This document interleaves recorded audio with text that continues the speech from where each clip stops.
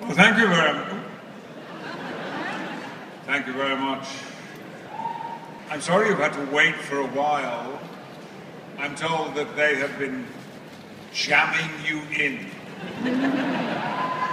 Do you feel jammed?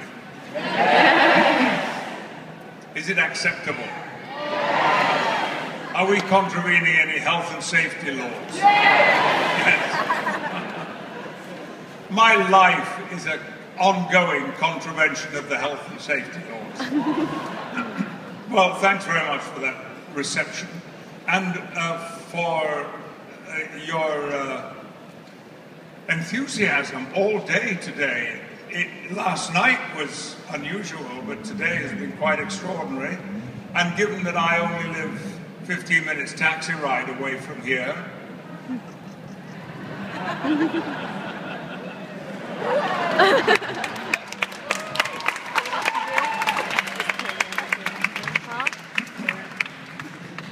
is it wonderful how people behave when they want to pretend they're not there? Thank you for the water. So of course, I'm especially proud, being that we're in my hometown for once.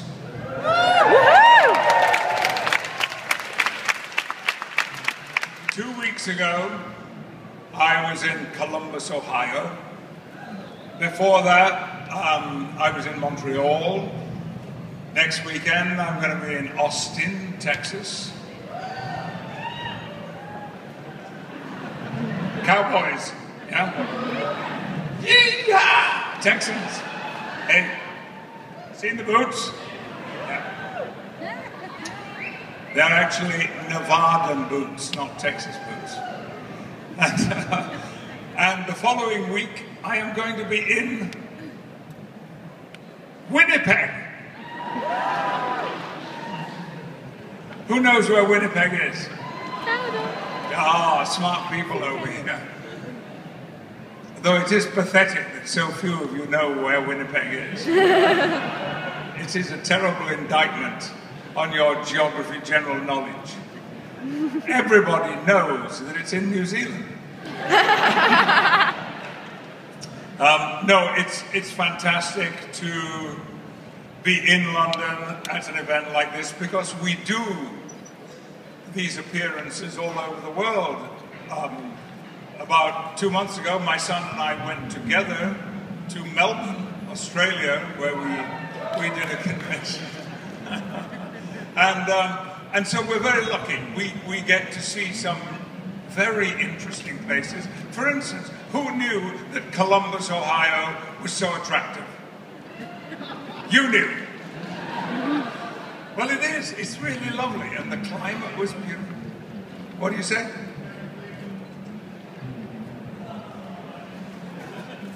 What about Cleveland? I don't recall Cleveland being that pleasant.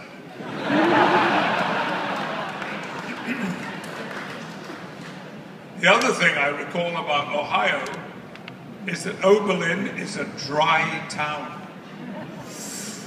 How many of you have experienced a dry town? And do you know what it means? No wine, no wine, no beer, no alcohol. No booze. But if ever you go to Oberlin, just on the outskirts of the town, there's a great bar. And of course, a great music school too at Oberlin. So it's especially satisfying for me to find that there are so many people here and that the quality of the welcome, sorry, I'm a little bit hoarse today, the quality of the reception that we've all had has been so courteous and well behaved while being enthusiastic too. And so when Brent and Michael and Bill and Scott and everybody, Avery and Kate, are with me, it gives me enormous pleasure that London and the UK is being represented so well.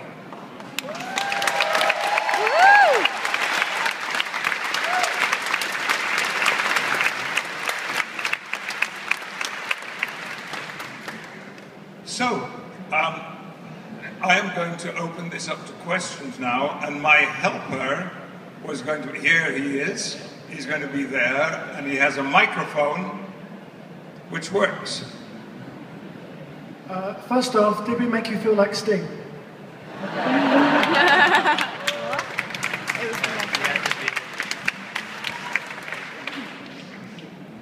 A little bit like Sting. I was feeling a bit more like Rod Stewart than Sting. That kind of territory. You know what I mean? We'll try harder tomorrow. And the second question is, are you and Seth MacFarlane really good friends now? Because it seems like you're on one of his shows every other week. I think I could call Seth a friend.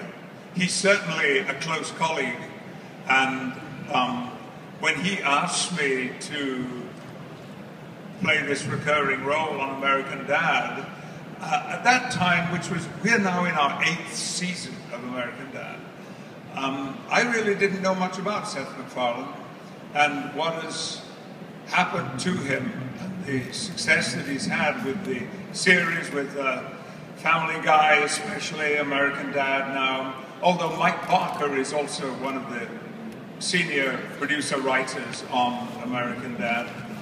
And with his musical career, he was singing at Ronnie Scott's a couple of weeks ago. And now the film Ted. How many of you saw Ted? Woo! Yeah. More people saw Ted than knew where Winnipeg was. I will tell Seth that, it will please him. It was fun, wasn't it, that movie? Fun. It wasn't fun. It was sad and depressing. And what?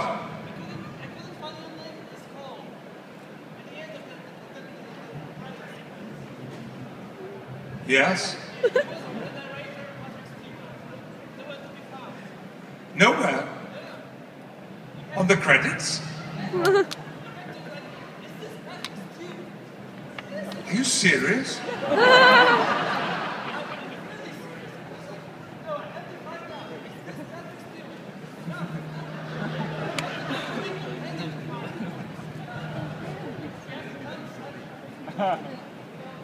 Do you think I could sue them? Are there any lawyers in the room? Good. Think about it.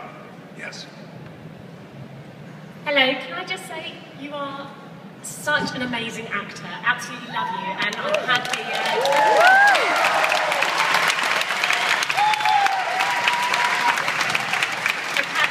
wonderful pleasure of seeing you play live at Chichester Festival Theatre in the Scottish play.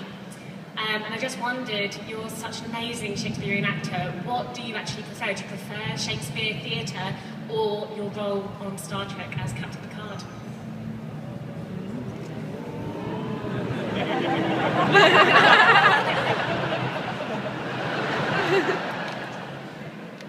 By the way, I noticed just now that my elbow patch is coming off.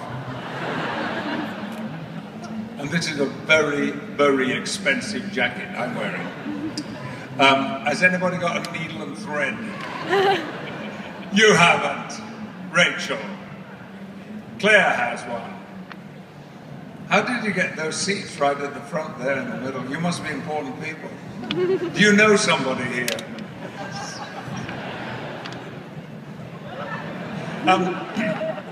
Well, you know who Ingmar Bergman is?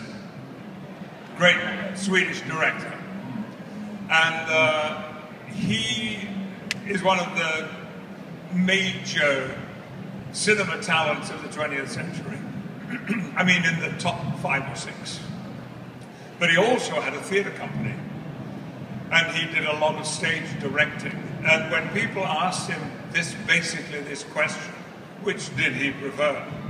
He would say, I love making movies. He would say it, of course, with a Scandinavian accent, which I'm not going to do. I love making movies, but the theatre is my life. And that's exactly what it means to me. I couldn't I could get by without doing film and television. I really could. But I couldn't get by without walking on stage. Ever. And that's how I hope it will always be. Yes? Okay, sure, let's over here. Sir Patrick, or sorry, Captain. Looking back to 1986 and 1987 when you were cast as Captain Picard, do you ever think it was strange that an American TV show cast a British actor to play a Frenchman as the lead? And do you think that would ever happen, say, in the post 9/11 George Bush era, with that, you know, are you surprised that you were chosen as Picard? Obviously, it was inspired. Now that we look at it, but do you ever look back and go, "Wow, you were really lucky"? Or I look back at my career on a daily basis and feel lucky.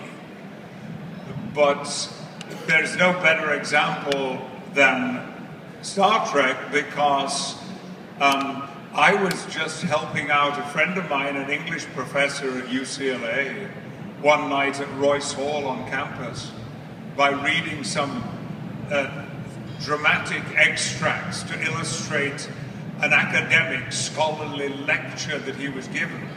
And signed up for that course of lectures was Robert Justman, who was a producer of the original Star Trek series, and of course came back to launch Next Generation.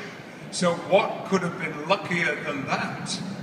If I said I wasn't available to help out my friend at UCLA, then I would never have met any of you people, which would have been the saddest part of that whole story.